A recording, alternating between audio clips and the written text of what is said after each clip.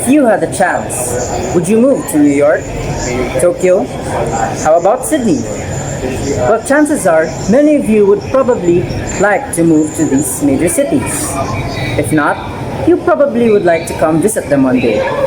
Even some of you have already gone to these cities, or perhaps have heard of, or have ideas about them. From what I have said earlier, have you noticed that the mentioned cities are so well known to us, even if we haven't been there? It just shows how influential global cities are, that it extends to one's imagination. In this video, we will talk more about global cities. So what are these places? Why are they important? How are they relevant to us and the world? So these questions will be answered by the end of this video. So sit back, relax, maybe grab a cup of coffee or tea, and listen to what we have to say. First of all, let us talk about globalization.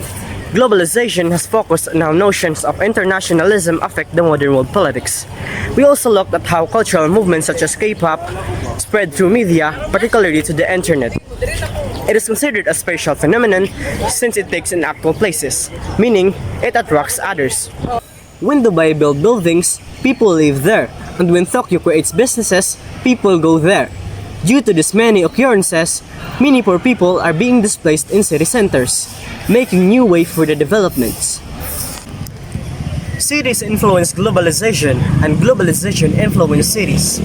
Cities bring together international residents or visitors for business as well as other activities contributing to globalization. Globalization also includes the increased movement of people, products, ideas, images, lifestyles, policies, and capital, and it affects cities through local and global dynamics. In the years to come, more and more people will experience globalization through cities. In 1950, only 30% of the world's population lived in urban areas. By 2014, that number had increased to 54%. Then, by 2050, it is expected to reach 66%. Did you know that in 1990s, sociologist Saskia Sassen popularized the concept of a global city? Her definition of a global city was most likely based on economic factors. She began her research by identifying three major cities, namely New York, London, and Tokyo, all of which are financial and capitalist hubs. Do you also know that global cities play an essential role at the global and regional levels, from Asia to Africa, from South and North America to Europe? Large urban centers enjoy significant competitive advantage and serve as primary nodes in the globalized economic system.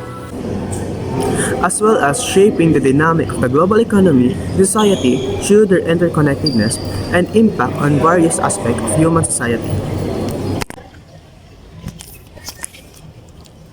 Global cities are typically characterized by their dense concentration for corporation, financial institutions, and diverse cultural offerings. These cities serve as headquarters for major corporations, are home to stock exchanges, and boast extensive international transportation networks, such as airports and ports. Rather than asking whether a city is global, it is more appropriate to ask how and to what extent city is global. The foremost characteristic of a global city is economic power. Season remains correct in the saying that economic power largely differs which city are global.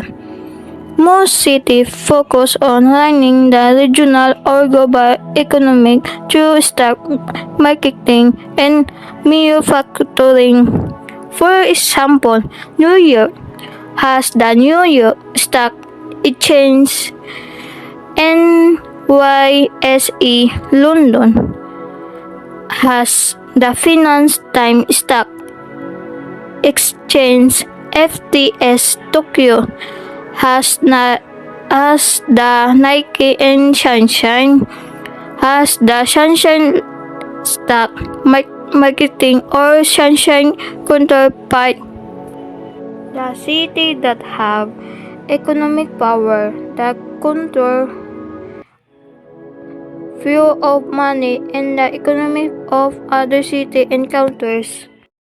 They're also powerful that after World War I, the New York Stock Exchange fell and will experience the Great Depression. To measure the economic competitiveness of a city, the Economist Intelligence Unit has added other criteria, such as market size, purchasing power of citizens, size in the middle class, and potential for growth. Based on these criteria, tiny Singapore is considered Asia's most competitive city because of its market, efficient and incorruptible government, and livability. It also houses the regional offices of many major global corporations. Global cities are also center of authority. Washington, D.C. may not be as wealthy as New York, but it is the seat of American state power. Powerful political hubs exert influence on their own countries, as well as international affairs. The European Central Bank, which oversees the euro, or the European Union's currency, is based on Frankfurt. A decision made in that city can therefore affect the political economy of an entire continent and beyond. Some cities are the homes of major international organizations. For example, the headquarters of the United Nations is located in New York. The headquarters of the European Union are located in Brussels. The headquarters of the Association of Southeast Asian Nations are located in Jakarta, and the headquarters of the European Central Bank are located in Frankfurt. Global cities are centers of higher learnings and cultures. A city's intellectual influence is seen through the influence of its publishing industry. People reading it not just across America but also all over the world. One of the reasons for the many tourists visiting Boston is because they want to see the Harvard University, the world's top university. Today, global cities become culturally diverse. In a global city, one can try cuisines from different parts of the world. Because of their large Turkish population, for example, Berlin and Tokyo offers some of the best Turkish foods one can find outside of Turkey. Manila is not very global because of the death of foreign residents, despite of the massive domestic migration. But Singapore is still global because it has a foreign population of 38%.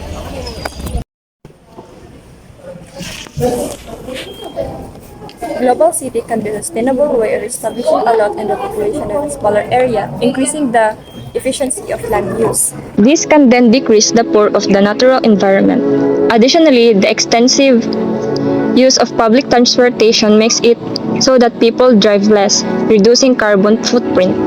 Places such as Tokyo, New York, and Singapore have low carbon footprint because of this. It paints a picture of an advanced, interconnected, technological, and progressive civilization.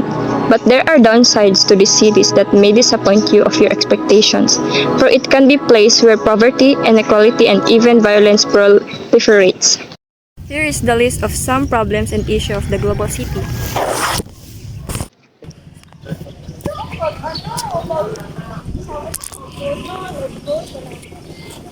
Even though the increase or growth of population has a positive effects on the economy, such as cultural diversity, economic growth, increased demand for goods and services, and cost efficiency. High population density can cause increased food consumption, limited resources, increased levels of pollution, social problems, and pressure on natural environment. another problem is the energy consumption of these cities. even though urban areas only make up 2% of the world landmass. Their energy consumption takes up about 78% of the total global energy. Thus, in order to reduce carbon emission and prevent global warming, solutions must be implemented to reduce them. The major terror attacks of recent years have also targeted cities. Cities, especially those with global influence, are obvious targets for terrorists due to their high populations and their role as symbols of globalization that many terrorists despise. Economic globalization has paved the way for massive inequality. Some larger cities, particularly those in Scandinavia, have found ways to mitigate inequality through state-led social redistribution programs. In places such as Mumbai, Jakarta, and Manila, it is common to find gleaming buildings alongside massive shanty towns. These dualities may even be seen in rich urban cities. Poor urban enclaves in the fringes of New York and San Francisco are populated by African American and immigrant families who are frequently denied opportunities to a better life. As a city attracts more capital and wealthy residents, real estate values rise, forcing improvised people to transfer to less expensive locations. In most of the world's global cities, the middle class is also thinning out. High-paying occupations are concentrated in global cities as a result of globalization. In places such as New York, there are high-ruling American investment bankers whose children are raised by Filipino maids. For some, a major global city may be a paradise, but for others, it may be a tragedy. Global cities are the sites and media of globalization. Therefore, they are the material representations of the phenomenon. These cities are places that create exciting fusions between ideas and cultures.